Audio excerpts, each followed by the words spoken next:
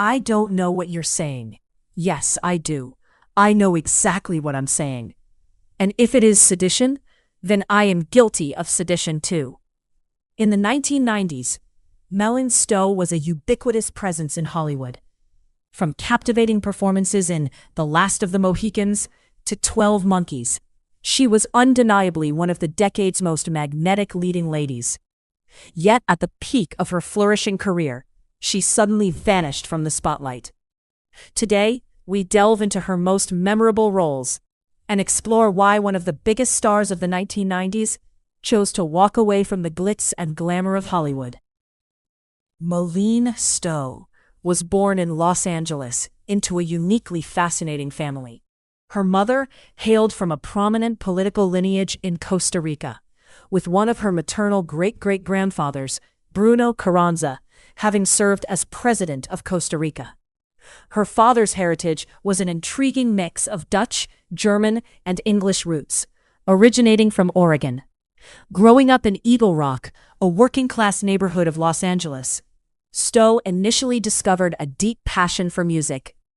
At the tender age of 10, she began rigorous training as a concert pianist, dedicating hours each day to perfecting her craft. This was her dream until tragedy struck in 1976 when her instructor passed away. The loss was devastating, leading her to essentially abandon her pursuit of music. However, this ending marked a new beginning. Following this personal setback, Stowe transitioned her ambitions toward the cinematic arts, enrolling at the University of Southern California, where she studied cinema and journalism. Her first significant acting appearance came in 1980 with an episode of Little House on the Prairie entitled Portrait of Love, where she portrayed Annie Crane, a blind painter. She gradually accumulated a number of television and film roles, yet none brought her widespread recognition just yet. That breakthrough came in 1987 with the film Stakeout, a comedic action movie starring opposite Richard Dreyfuss and Emilio Estevez. Stowe played Maria, the object of affection for two police officers conducting surveillance. The film was a commercial success, grossing over $100 million worldwide, and crucially demonstrated that Stowe could lead a major studio film. She was not only striking in appearance, but also possessed charisma, comedic timing, and a screen presence that captivated audiences. This success marked her breakthrough, and Hollywood began to take notice. In 1989, she starred in Worth Winning, a romantic comedy where she portrayed Veronica Briscoe, a demanding intellectual and classical pianist, opposite Mark Harmon.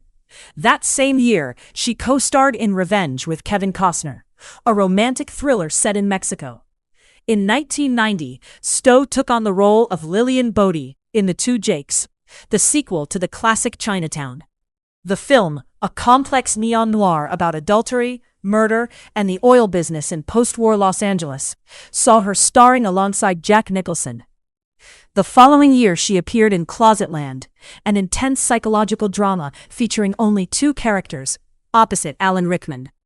There, she played a children's book author accused of embedding subversive messages in her work. Stowe further cemented her presence in the early 90s with Unlawful Entry, a psychological thriller that became a defining film of the era's paranoia genre.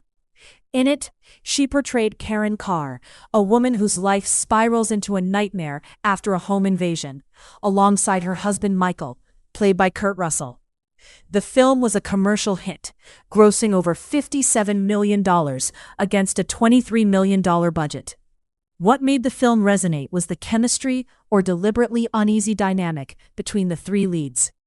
However, the role that would truly define her career arrived in 1992 with The Last of the Mohicans.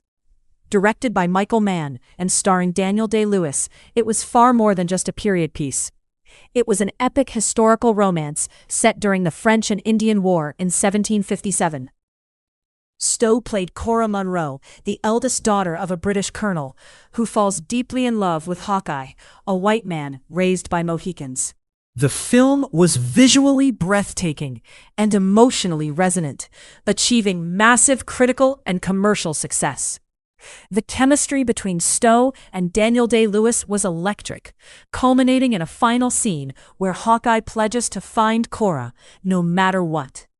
This moment became one of the most romantic in 1990s cinema. The following year, 1993, brought Shortcuts, Robert Altman's ambitious ensemble drama exploring the interconnected lives of Los Angeles residents. Stowe held her own amongst an incredible cast in a film more focused on character and atmosphere than conventional plot.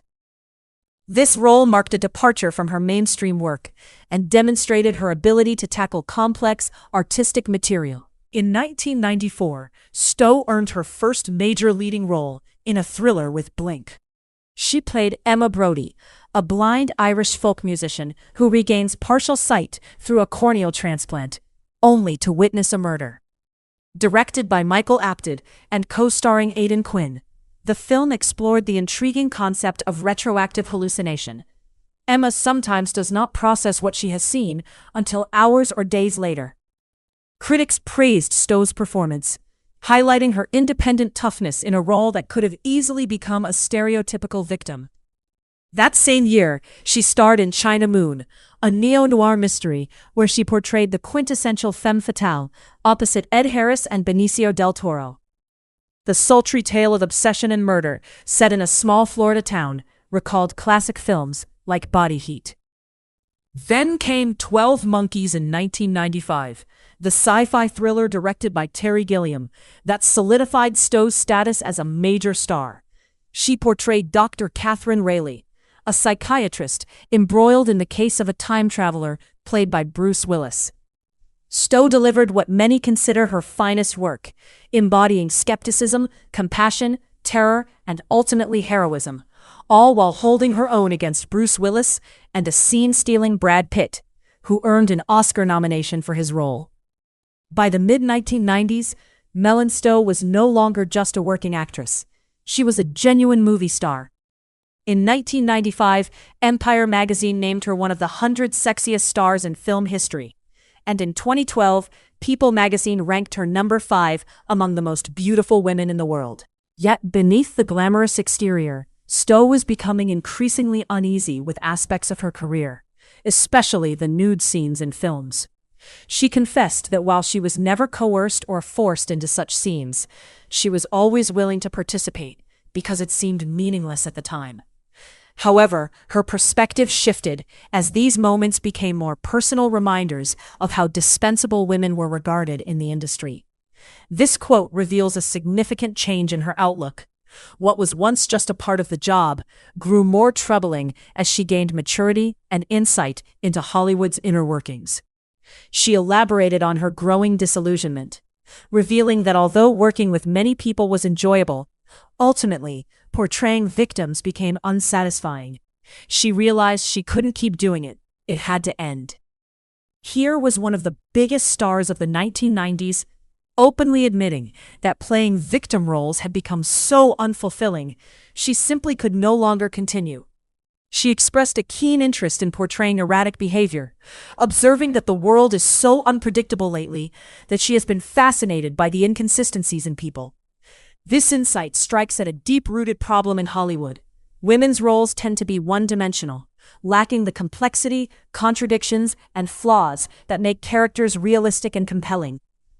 Male characters are often allowed to be complicated, flawed, and unpredictable, while women are frequently relegated to playing the girlfriend, the victim, or the prize, with no meaningful character arcs. Meanwhile, outside of Hollywood, Stowe had built a fulfilling life that mattered more to her than any role could. In 1982, she married actor Brian Benben after just 1 year of dating.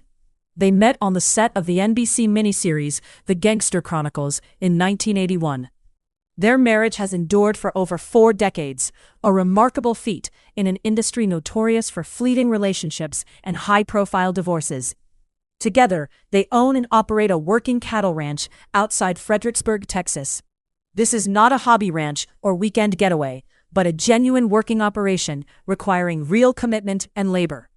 In 1996, they welcomed their daughter, May Theodora Benben, born in San Antonio, Texas. Motherhood, profoundly shifted Stowe's priorities in ways Hollywood couldn't or wouldn't accommodate or understand. So, she made a bold choice few stars do.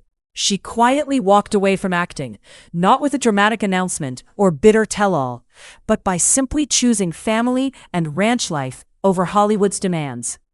After completing 12 Monkeys, she stepped back from acting in 1996 to focus on motherhood and family. When she returned in 1998, it was with Playing by Heart, an ensemble romantic drama featuring an all-star cast, including Sean Connery, Angelina Jolie, Juliette Binoche, and Gillian Anderson. Stowe played Gracie, a woman grappling with marital difficulties. In 1999, she appeared in The General's Daughter, a military thriller starring John Travolta, where she played Sarah Sunhill, a rape investigator and former flame of Travolta's character. The film explored the murder of a general's daughter and achieved significant box office success, grossing nearly $150 million worldwide. Despite this commercial triumph, Stowe's screen appearances became increasingly rare. In 2002, she featured in We Were Soldiers, a war film based on the first major battle of the Vietnam War, stepping into the role of Julie Moore after Faith Hill's departure. But by this time, her passion for acting was clearly waning. Her later involvement in the TV series Revenge, where she earned $75,000 per episode from 2012 to 2013, marked a rare return to steady work. However, even that was on her own terms, in a medium that allowed her to stay closer to home. The contrast between those years and the mid-1990s is striking. In 1994, she earned $1.5 million for Bad Girls, placing her at the height of Hollywood's earning potential. She could have continued commanding major salaries for many years. Instead, she chose a different path. What Stowe understood, and what many actors never grasped, is that fame and fortune are meaningless if they require sacrificing your sense of self. When you are repeatedly asked to play roles that make you feel dispensable, when you can no longer be complex, interesting, or inconsistent, and when your work feels fundamentally unsatisfying, what is the point of continuing? Meline Stowe was part of the Hollywood scene for over a decade before quietly slipping away, almost unnoticed. Her departure was undramatic. She came, saw what was available, and recognized the limitations of the roles offered to her at that time.